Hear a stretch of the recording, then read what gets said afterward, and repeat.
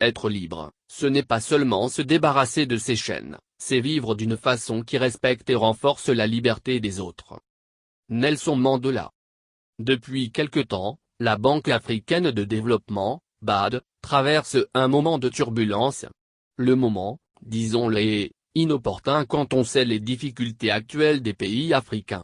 La BAD est pourtant une institution qui reste un maillon essentiel du processus de développement des pays africains.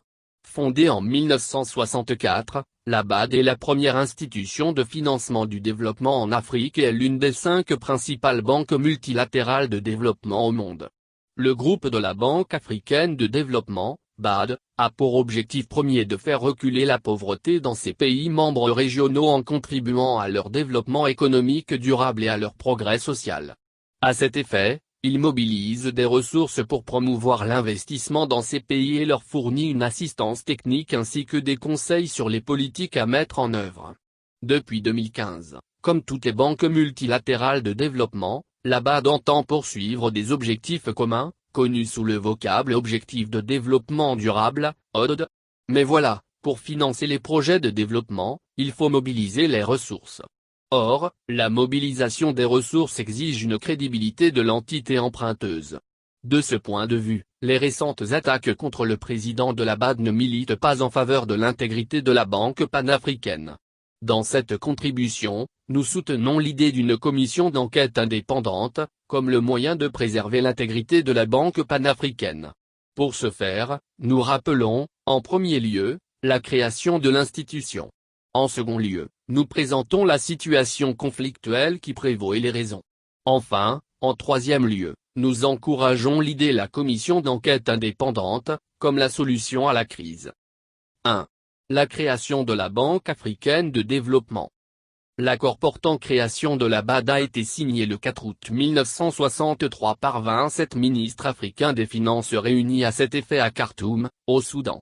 Il a été soumis à ratification des États africains indépendants et son entrée en vigueur a eu lieu le 10 septembre 1964, date officielle de la naissance de la banque avec la souscription des 2/3 du capital initial, 250 millions d'unités de compte.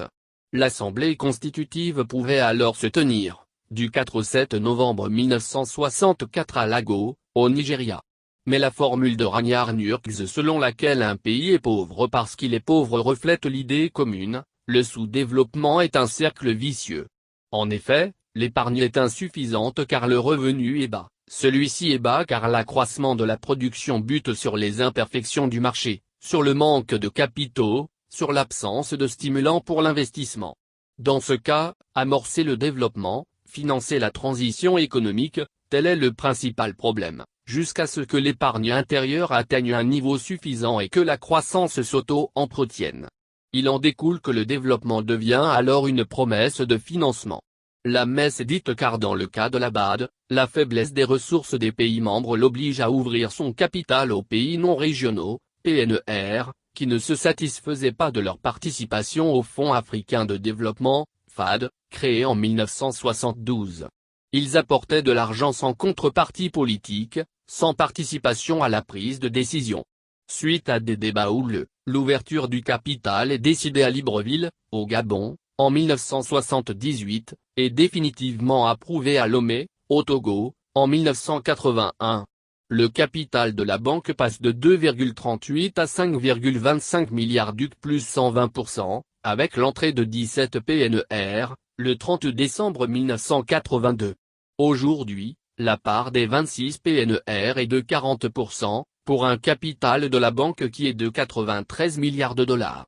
La BAD compte 80 pays actionnaires, 54 pays africains et 26 d'Europe, d'Amérique et d'Asie. Le président actuel de la BAD est M. Akinwumi Adesina, ancien ministre nigérian de l'Agriculture et du Développement rural, 8e président de la Banque africaine de développement, depuis le 28 mai 2015. 2. La constatation et les raisons de la crise au sein de la BAD.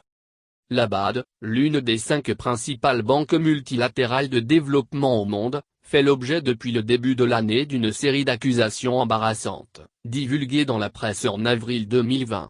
Dans une lettre ouverte datée du 30 mai, Un groupe de membres du personnel africain de la BAD a durement critiqué la gestion du président de l'institution, lui reprochant mystification et enfumage, c'est-à-dire de communiquer plus que d'agir, et d'avoir affaibli la banque. Mieux, les employés ont alerté les gouverneurs de la banque sur des comportements contraires à l'éthique et des traitements de faveur au sein de l'institution panafricaine.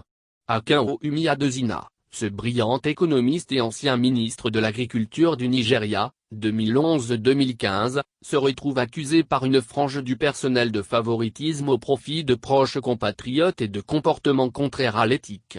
Les soupçons portent également sur des cas de violation du code de conduite et d'entrave à l'efficacité. Affectant la confiance dans l'intégrité de la banque. Pour un ancien cadre proche du président, Adesina n'a pas caché sa volonté de nigérianiser la BAD en confiant à des compatriotes les postes clés, mais aussi en accordant plus facilement des lignes de crédit à des entreprises nigérianes de premier plan.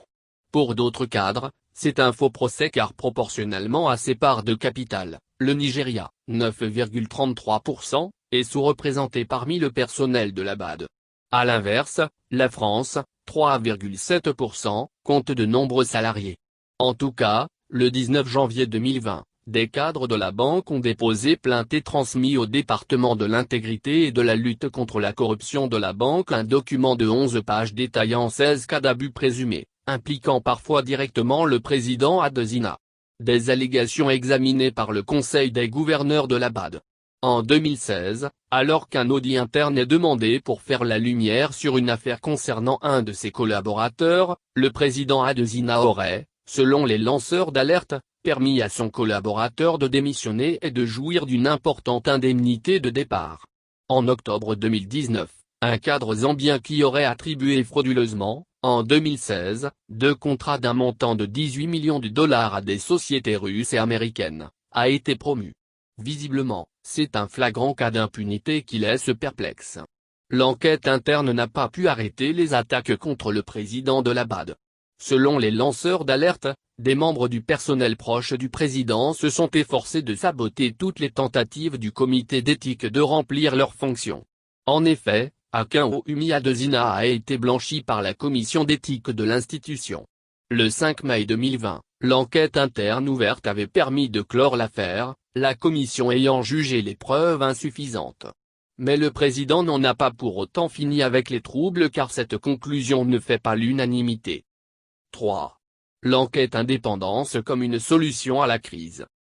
La Banque africaine de développement, BAD, a annoncé, le 4 juin 2020, le lancement d'une enquête indépendante sur les accusations de prévarication contre son président.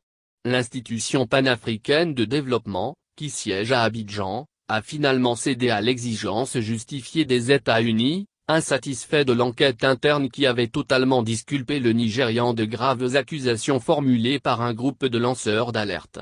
Considérant l'étendue, la gravité et la précision des allégations contre le seul candidat au leadership de la banque pour les 5 prochaines années, il était important de mener une enquête plus approfondie pour que le président de la BAD bénéficie du soutien et de la confiance complète des actionnaires. Pour nous, point n'est besoin de parler guerre d'influence entre le premier actionnaire, le Nigeria et le second, les États-Unis. La BAD a annoncé une augmentation de 125% du capital qui va monter de 93 à 208 milliards de dollars sur 10 ans, de 2020 à 2030. Nous savons tous que cette augmentation de capital va fournir beaucoup de ressources à la BAD afin de lui permettre de financer le développement de notre continent. En outre, l'élection du nouveau président est prévue fin août 2020. La BAD est un puissant financier pour bon nombre de pays africains et d'entreprises privées investissant au sein des pays membres de la région. Ses priorités sont la lutte contre la pauvreté, l'amélioration des conditions de vie des populations africaines et la mobilisation de ressources pour le progrès économique et social des pays membres africains. Au regard de tous ces atouts, les pays africains doivent tout faire pour préserver l'intégrité de la Banque panafricaine. Et cela passe par une commission d'enquête indépendante, qui, on l'espère, blanchira le président Akinwumi Adesina.